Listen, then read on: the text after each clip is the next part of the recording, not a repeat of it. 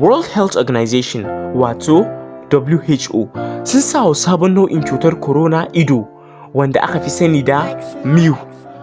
Abin da ya sa wannan nau'in cutar corona take da hatsari sosai shine saboda maganin corona baya aiki akan wannan sabon nau'in wato mu. Hukumar lafiya ta duniya sun ce suna buƙatar lokaci don karantar wannan sabon nau'in. A yanzu haka mu wanda aka sani da B1621 ya takura wa kudancin America, inda kashi 39 na mutane a Colombia sun kamu da mu inda ba shi da magani, wato mutane wajen miliyan 1.600.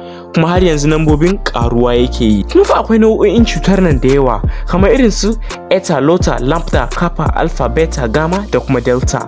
Abin dubawa anan shine mafi cikin mutanen da corona ya kashe suna da raunin garkuwar jiki. Israel sun yi allura wa kashi 60 na kasar, amma kuma yawan mutanen da suke mutuwa karuwa yake yi. Kasashen da suke cikin lockdown wa shekara 1.5 har yau, duk da cewa suna turawa mutane magani har cikin gida, su ma mutanen da cutar yake kashewa karuwa suke yi. Saboda haka hanya ɗaya tilo za a shirya wa makomar da ba a sani ba shine mu duba kanmu mu ga nawa muke yi don mu inganta lafiyarmu. Kusan cewa muna da alhakin ƙarfafa tsarin garkuwar jikinmu.